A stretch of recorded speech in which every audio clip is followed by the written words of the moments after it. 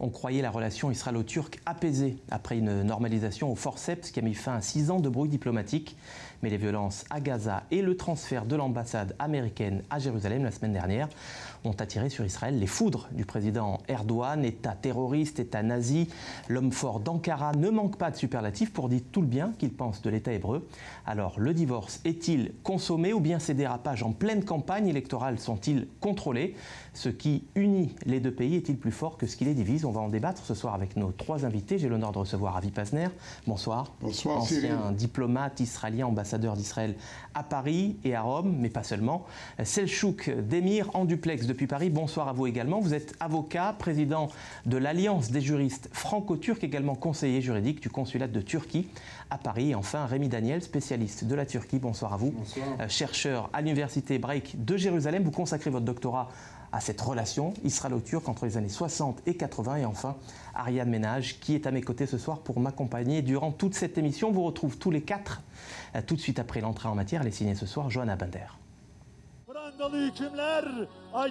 Ciel d'orage dans l'horizon diplomatique israélo-turc. Après plusieurs années d'apaisement, le torchon brûle entre Jérusalem et Ankara. Jeudi 18 mai, à l'ouverture d'un sommet pan-islamique convoqué par Recep Tayyip Erdogan, le coup près est tombé. Entouré de dirigeants du monde musulman, palestiniens, iraniens, qataris ou encore soudanais, Erdogan, dans l'arène de l'OCI, a invité l'histoire en juge de l'État hébreu. Il n'y a pas de différence entre la cruauté infligée aux Juifs il y a 75 ans en Europe et celle à laquelle nos frères de Gaza font face aujourd'hui. Les enfants de ceux qui ont subi toutes sortes de tortures dans les camps de concentration durant la Seconde Guerre mondiale attaquent les Palestiniens en usant des méthodes similaires à celles des nazis. L'anathème est jeté, 3 jours de deuil national et les drapeaux turcs en berne suite aux violences meurtrières ayant éclaté à Gaza le 14 mai dernier. En présence de Rami Hamdallah, Premier ministre palestinien, et de Recep Tayyip Erdogan, des milliers de Turcs ont manifesté leur hostilité à l'égard d'Israël. Une nouvelle crise entre les deux pays qui, depuis presque 20 ans, oscille entre rupture et normalisation.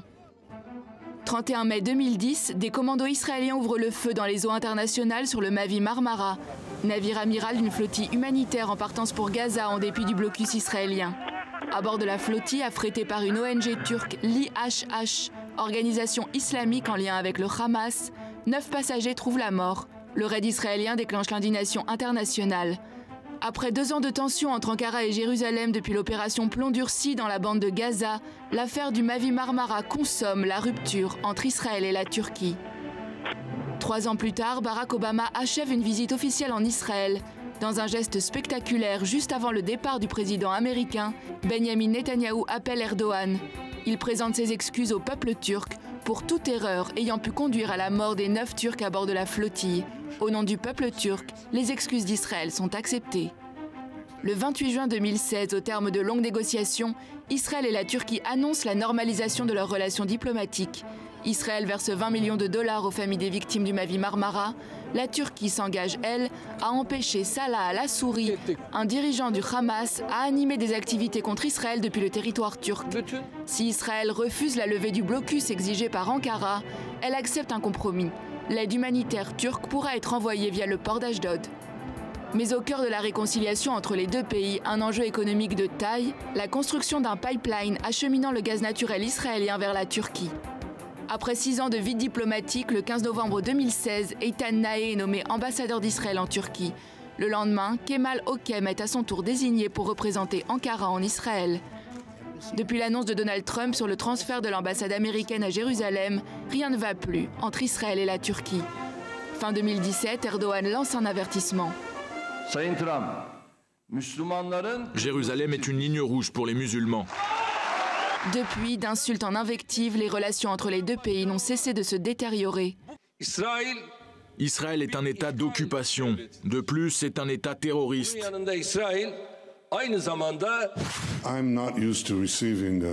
Je n'ai pas l'habitude de recevoir des leçons de morale de la part d'un dirigeant qui bombarde les villages kurdes, emprisonne des journalistes, aide l'Iran à contourner les sanctions internationales, aide les terroristes, y compris à Gaza, à tuer des innocents. Ça n'est pas cet homme-là qui va nous faire la leçon. Hé Netanyahou, tu es un occupant. Et c'est en tant qu'occupant que tu es sur ces terres. En même temps, tu es un terroriste. Après la répression des manifestations à Gaza qui ont fait 58 morts, Erdogan, chantre autoproclamé de la cause palestinienne, a demandé à l'ambassadeur israélien en Turquie de quitter temporairement le pays. Israël, de son côté, a prié le consul turc de rentrer en Turquie pour une durée indéterminée. Avi Pazner, vous venez de publier récemment vos mémoires de diplomate. 2 mémoires de diplomate. Est-ce que vous vous souvenez qu'on fasse autant voler en éclats tous les codes diplomatiques? On va peut-être revoir sur ces images l'ambassadeur israélien Eitan Naé qui est humilié publiquement, qui subit des fouilles draconiennes, on le voit sur ces images, en présence des médias turcs convoqués pour l'occasion. Ça fait partie des codes diplomatiques, ça, non? Pas du tout. C'est une relation très émotionnelle, je dois dire, entre la Turquie et Israël. Parce que nous sommes déjà depuis 70 ans dans des hauts et dans des bas plusieurs fois. Il y a une relation émotionnelle parce que des fois nous sommes les meilleurs amis de la Turquie et les alliés de la Turquie. Et des fois nous subissons les invectives du président turc. Et je dois dire que moi-même, comme ami de la Turquie, j'étais souvent à Istanbul, j'étais souvent en vacances en Turquie. Je n'arrive pas à comprendre pourquoi Erdogan conduit son pays vers une haine si farouche d'Israël. Parce qu'il s'agit là pas seulement de critiques de gouvernement à gouvernement. Ça, c'est une chose. Mais oui, là, comparer Israël à un État nazi, c'est pas rien. Écoutez, si j'étais à la place d'Erdogan, je ferais très attention de ne comparer personne à un État nazi pour qu'on ne se rappelle pas du crime perpétré contre les Arméniens après la Première Guerre mondiale. Alors, on va en reparler. Selçuk Demir, avec des amis comme ça, ni Israël ni la Turquie n'ont plus besoin d'ennemis. Alors, ce qu'il faut peut-être rappeler, c'est que le ton particulièrement hostile du président Erdogan envers Israël s'explique principalement par 2 facteurs. Et il faut les expliquer pour que les téléspectateurs puissent, semble-t-il, le comprendre. Le premier facteur, c'est d'abord le caractère absolument insupportable de ce qui s'est passé le 14 mai dernier à la frontière de Gaza. Je veux dire, il faut appeler un chat un chat. Ce ne sont pas des affrontements qui ont eu lieu, c'est tout simplement des massacres, un carnage envers des civils qui ont été perpétrés par l'armée israélienne. Et face à ça, le président Erdogan, qui se veut être le porte-parole des mécontents qui sont majoritaires dans le monde musulman contre ces faits-là, et bien tout simplement se fait le porte-voix. Est-ce que ça justifie, Selçuk Demir, qu'on puisse traiter un État ami, censé être ami, d'État nazi? Parce que des morts, il y en a eu à Afrin aussi, on s'en souvient. Mais de là à qualifier l'État d'Israël d'État nazi, c'est quand même aller un peu loin. En tout cas, ça justifie une réaction extrêmement forte. Et c'est la volonté du président Erdogan parce que, et c'est mon deuxième point, le problème c'est que Israël, pour faire réagir ce pays, le langage diplomatique classique ne marche plus. Il faut forcément aller au-delà du langage diplomatique classique. On l'a vu notamment, vous l'avez rappelé, dans la suite des événements du Mavi Marmara de 2010. Je veux dire, la réconciliation israélo-turque fin 2015 et début 2016, notamment qui a donné lieu aux excuses publiques du président Netanyahou, à l'indemnisation des victimes, mais surtout, parce que c'est la préoccupation principale de la Turquie, à la levée partielle du blocus de Gaza. Oui, levée partielle, parce que c'était un préalable. C'était un préalable auquel n'a pas accédé. Elle a été possible seulement parce que la Turquie a usé de mots durs. Je veux dire, la diplomatie israélienne, malheureusement, elle ne comprend plus le langage diplomatique classique. Et cette stratégie d'affrontement du président Erdogan, justement, elle est là pour faire réagir Israël et pour montrer à Israël que la voie qui est empruntée actuellement n'est pas la bonne. C'est la bonne méthode de Rémi Daniel. C'est la bonne aujourd'hui. Voilà, Rémi Daniel va réagir à ce que vous venez d'entendre. Je ne suis pas du tout d'accord avec cette analyse.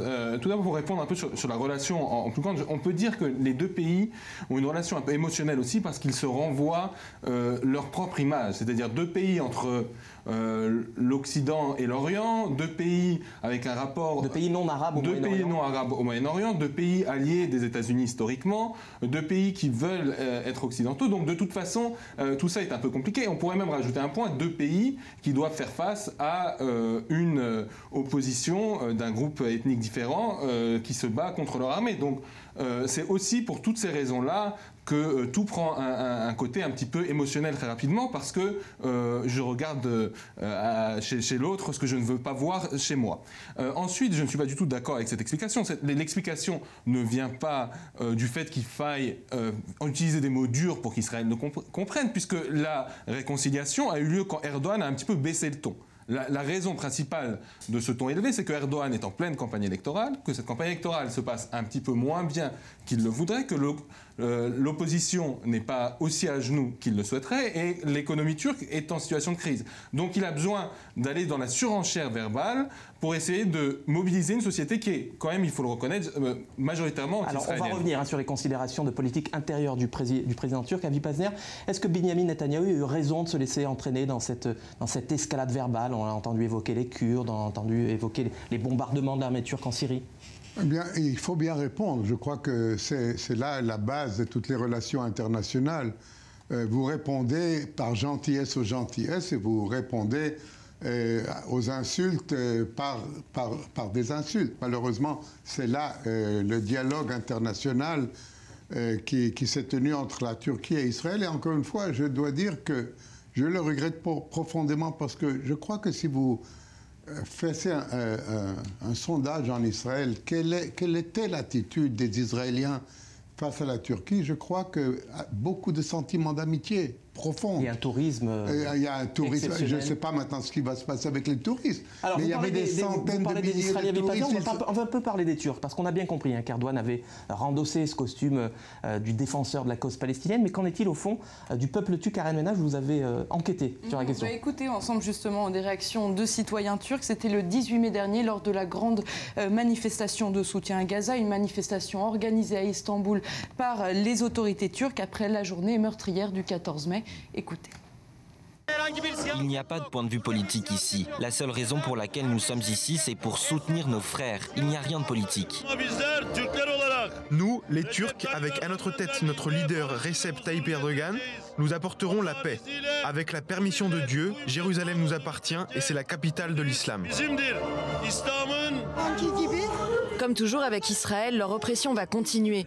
C'est pourquoi nous avons besoin de quelqu'un qui puisse leur dire stop. Voilà, pour ces réactions, Selçuk Demir, est-ce que finalement la société turque est vraiment concernée par la cause palestinienne, ou c'est plutôt le résultat d'une instrumentalisation de cette question par le président Erdogan? Non, je pense que la société turque est profondément marquée par ce qui se passe en ce moment à Gaza et de façon générale par la cause palestinienne. Et d'ailleurs, Israël aurait tout intérêt à entendre cette colère qui monte non seulement en Turquie, mais dans l'ensemble du monde musulman. Je pense que les dernières décisions qui ont été prises, notamment autour de cette question de l'ambassade à Jérusalem, ne portent pas justement pour un rétablissement du dialogue. Il faut tenir compte également de la colère de ces opinions publiques qui n'ont pas besoin d'être instrumentalisées, comme vous le dites, pour réagir. Je veux dire, s'il y a des centaines de milliers de ressortissants turcs qui manifestent à Istanbul, ils le font parce qu'ils sont en colère. Ils ne le font pas seulement sur l'appel du président Erdogan. Vous êtes d'accord, Selçuk Demir, comme Rémi Daniel le laissait entendre tout à l'heure, que finalement cette diatribe anti-israélienne du président turc, elle dope au fond la campagne électorale qui s'annonce le 24 juin? Écoutez, on ne peut pas nier le fait que le président Erdogan est un fin politicien.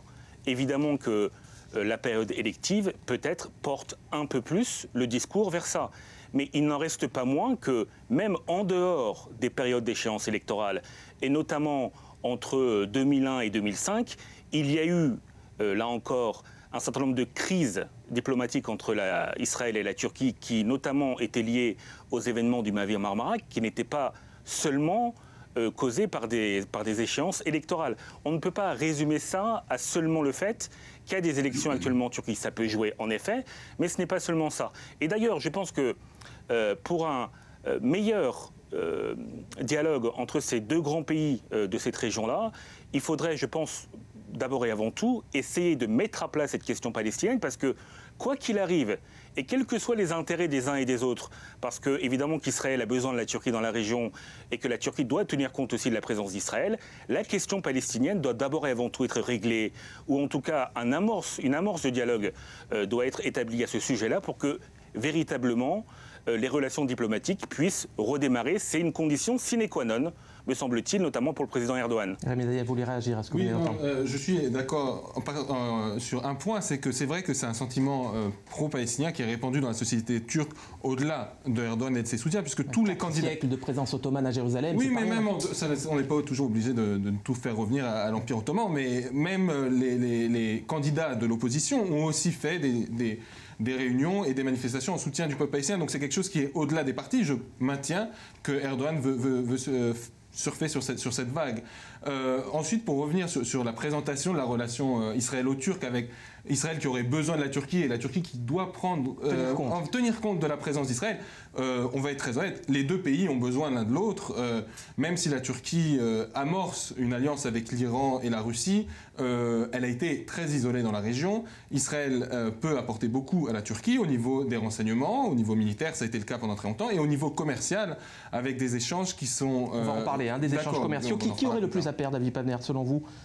La Turquie, absolument la Turquie, pas Israël. Pour quelle raison ? Je vais vous dire pourquoi. Parce qu'il y a un sentiment un peu dans le monde que la politique d'Erdogan essaye de ramener la Turquie 100 ans en arrière, c'est-à-dire de défaire tout ce qui a été fait par la révolution d'Atatürk, c'est-à-dire que la Turquie est un pays occidental, civilisé, et qu'il fait part, même, on avait parlé dans le temps, d'une admission de la Turquie dans l'Union européenne. Et la Turquie est en train de s'éloigner maintenant, est en train de s'éloigner et de se mettre du côté de pays comme l'Iran. Et j'ai bien peur que si la Turquie continue de ce pas-là, si par exemple dans 10 ans, dans 15 ans, dans 20 ans, nous n'aurons pas une république islamiste turque.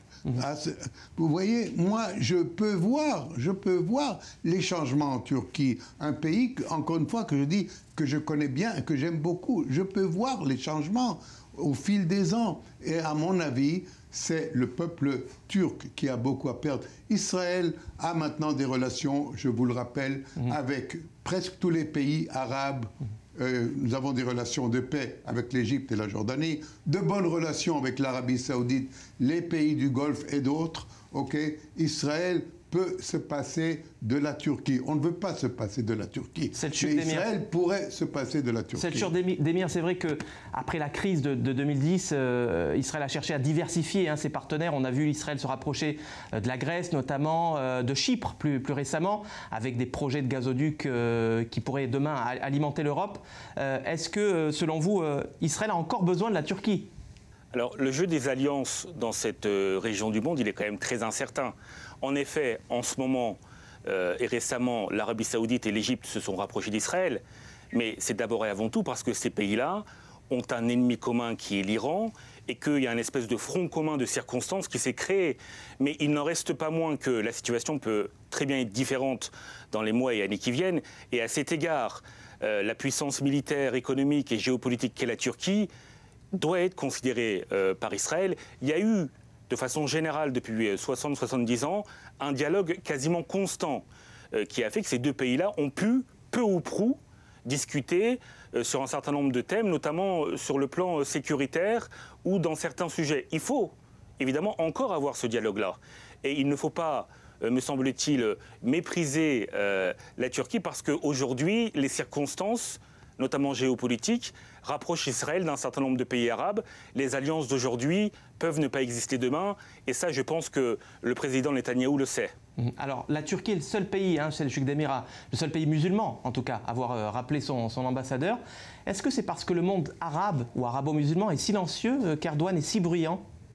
Non, c'est parce que le monde arabe, de façon générale, est extrêmement divisé sur cette question-là, notamment parce qu'on a depuis plusieurs années maintenant l'irruption d'un nouvel acteur extrêmement important dans cette région-là, qui est l'Iran, et qui a un fond de conflit entre l'islam sunnite et l'islam chiite, qui fait que le monde arabe, en son sein, aujourd'hui est extrêmement divisé. Le monde musulman, de façon générale, est extrêmement divisé, et Israël, évidemment, joue également de ces divisions-là.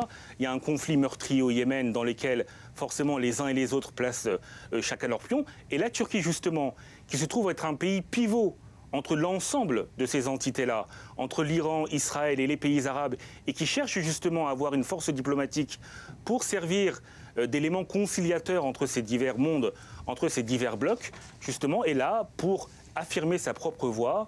Il y a une indépendance totale au niveau de la politique extérieure et une volonté d'être à équidistance de chacun des blocs, tout en rappelant que dans le monde musulman, une des premières préoccupations est la question palestinienne. Et ça, là-dessus, la Turquie n'a pas bougé d'un iota. Rémi Daniel, ça a duré 6 ans la dernière fois, la brouille entre Israël et la Turquie. On est reparti pour 6 ans ou c'est une intempérie passagère? C'est un peu difficile à savoir. Je dis juste un seul fait, c'est que l'opposition turque, dans la continuité des déclarations d'Erdogan, a proposé au Parlement turc une motion qui mette fin aux relations, notamment économiques, avec Israël. Et c'est le parti de Erdogan qui a voté contre la motion et qui a permis que cette motion ne passe pas. Donc il y a un décalage énorme entre les paroles, et c'est pour ça que je dis que c'est lié à la campagne électorale, et les faits où le parti de Erdogan et ses ministres sont en fait plus modérés. Pour revenir sur la question du positionnement de la Turquie, les alliances changent, elles changent aussi pour la Turquie. Et en particulier, si la Turquie a essayé d'avoir ce rôle pivot, le printemps arabe a fait beaucoup de mal. Il y a eu beaucoup de cafouillage diplomatique. Il y a eu beaucoup de cafouillage parce que la Turquie a eu du mal à identifier les exigences de départ de Bachar al-Assad. Les exigences de départ de Bachar al-Assad qui maintenant semblent être contredites par l'alliance avec l'Iran et la Russie. En Égypte, la Turquie soutenait Morsi et il a été évincé par Sisi. Donc les tensions entre l'Égypte et la Turquie sont nombreuses. Et les tensions avec l'OTAN ne sont pas mieux. Donc la Turquie aussi est moins pivot que sur un équilibre instable. Merci messieurs, on va marquer une courte pause. Le débat continue. C'est tout de suite après la pub.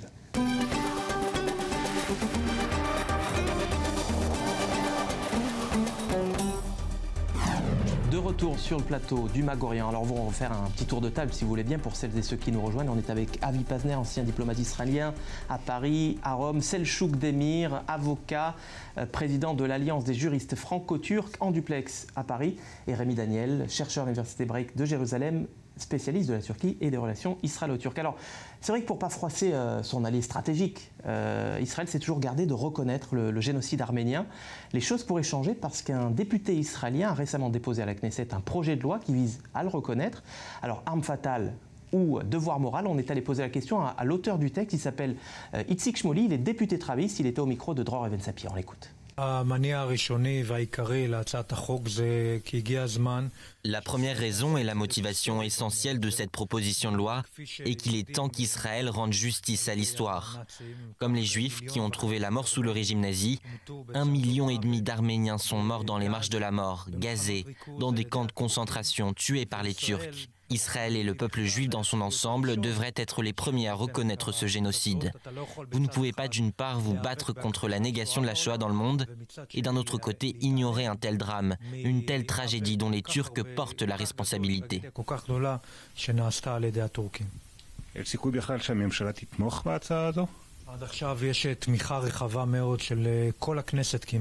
Jusqu'à maintenant, il y a un large soutien de presque toute la Knesset autour de cette proposition de loi.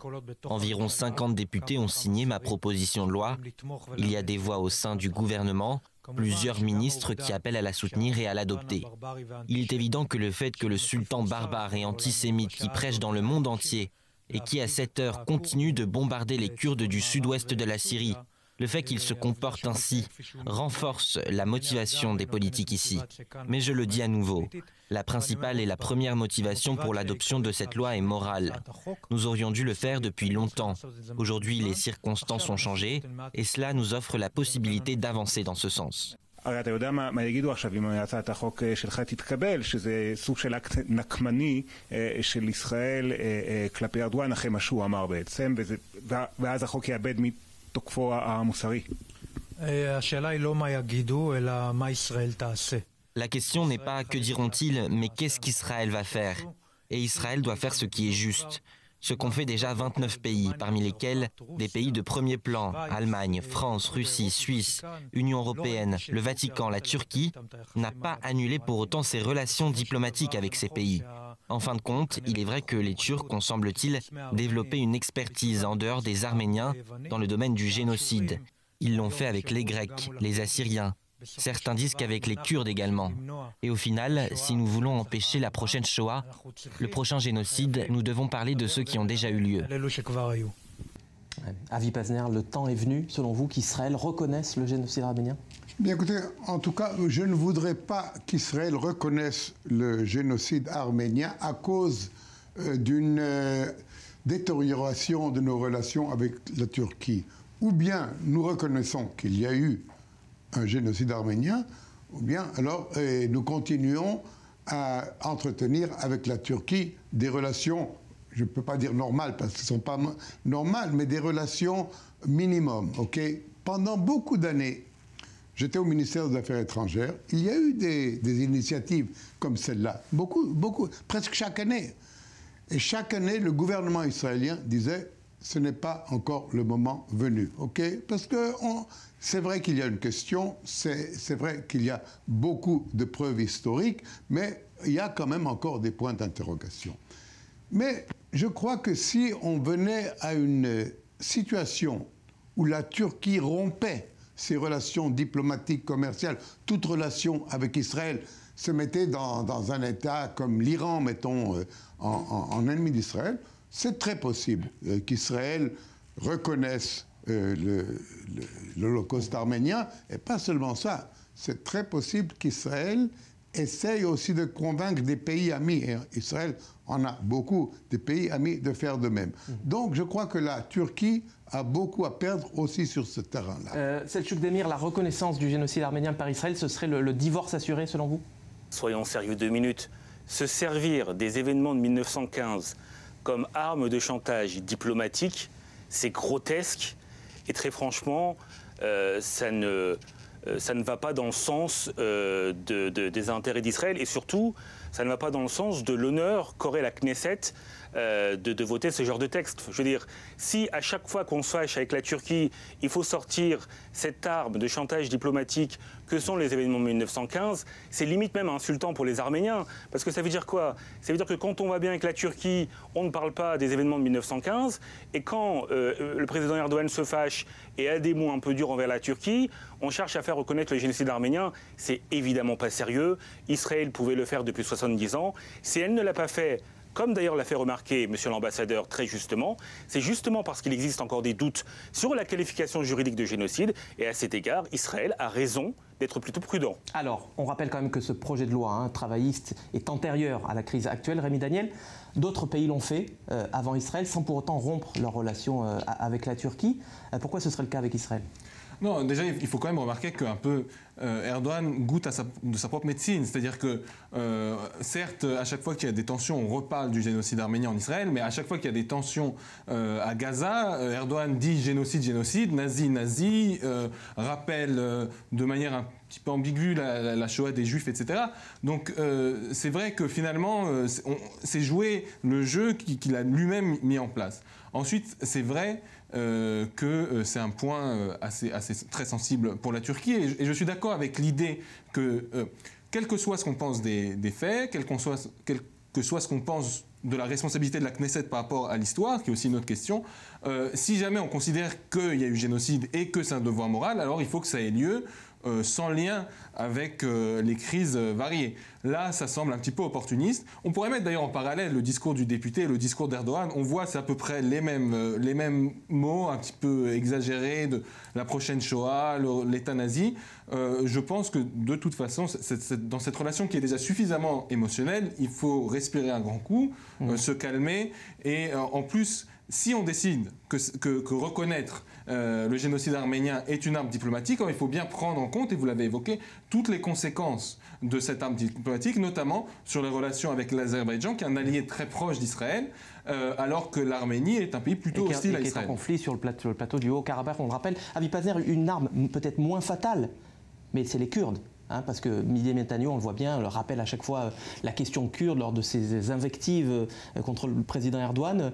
Ça, c'est quelque chose qu'Israël peut utiliser dans son combat, dans ses invectives face à la Turquie. Vous savez, Cyril, il y a des relations très étroites entre Israël et les populations kurdes, pas celles de Turquie, mais je parle des Kurdes d'Irak dans le temps, où il y avait des liens très spéciaux entre les deux pays. Et il y a une très grande sympathie en Israël à l'égard du peuple kurde, et je crois qu'il est réciproque aussi. Mais c'est encore une fois là une carte que je ne jouerai pas en ce moment contre la Turquie. Moi, D'autant plus que les Kurdes, en effet, il y a des bonnes relations entre Israël et les Kurdes d'Irak, mais il y a aussi des plutôt bonnes relations entre Ankara et les Kurdes d'Irak.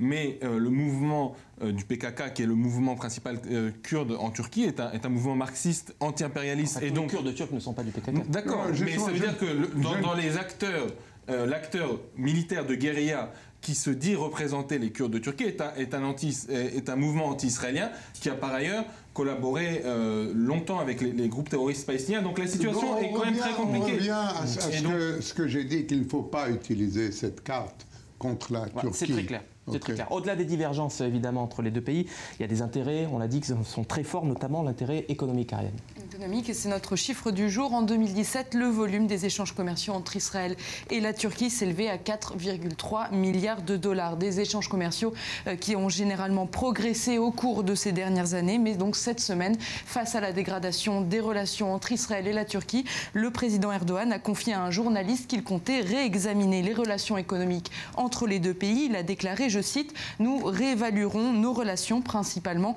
les relations économiques et commerciales avec Israël. Nous prendrons des mesures après les élections. » Alors, Avi Pazner, c'est à vous que je m'adresse. Est-ce que cette menace, c'est une menace réelle pour Israël? Vous dites qu'il y a 4,3 milliards. Vous avez raison. Mais presque 3 milliards sont des importations israéliennes de Turquie. Donc, si on venait à toucher aux relations économiques, c'est la Turquie qui en souffrirait en premier. Ça, premièrement. Deuxièmement, n'oublions pas le gaz. Israël a découvert des ressources immenses de gaz et on parle de faire avec la Turquie d'un côté, aussi avec Chypre et la Grèce de l'autre, on parle d'acheminer ce gaz vers la Turquie, vers l'Europe. Si on rompt les relations diplomatiques, pas de gaz, ok? Donc je crois qu'ici, encore une fois, je le dis sincèrement, la Turquie a tout à perdre. Selçuk Demir, vous êtes d'accord avec une lire turque qui dévalue tous les jours de 10%, avec un pays qui est un gros consommateur de gaz naturel, mais avec de très faibles ressources? Est-ce que ce n'est pas la Turquie, finalement, qui a le plus à perdre sur le plan économique? Vous dites, serait vrai si la seule source de gaz dans le monde viendrait d'Israël. C'est absolument pas le cas. Il y a d'autres possibilités pour la Turquie de s'approvisionner en gaz. Donc à cet égard-là, la Turquie n'est pas dépendante d'Israël, comme l'a formulé monsieur l'ambassadeur. Mais concernant les échanges économiques de façon générale, je rappelle quand même, notamment à un des intervenants de votre plateau, qu'on est dans un système d'économie de marché. Enfin, je veux dire, ce ne sont pas les opérateurs publics qui font les échanges économiques entre les deux pays, c'est principalement les opérateurs privés. Et si dernièrement, ces dernières années, il y a eu en effet un accroissement des échanges commerciaux entre Israël et la Turquie, c'est d'abord et avant tout parce qu'il s'agit de deux pays qui sont en plein développement économique et que les opérateurs économiques privés, en effet, ont eu des intérêts à échanger les uns aux autres. Donc je ne suis pas certain, à cet égard, que la puissance publique puisse véritablement, dans un système capitaliste, économie de marché, où les opérateurs privés sont importants, réellement interférer sur la nature des échanges économiques, même si le président Erdogan a pu en effet indiquer que la Turquie pouvait aussi avoir des mesures de rétorsion, notamment sur le plan douanier. Merci Selçuk Demir, Avi Pazner, Rémi Daniel, Ariane Ménage, de nous avoir aidé à décrypter cette relation complexe entre deux amis. En tout cas, c'est le cas aujourd'hui. Merci à tous les trois.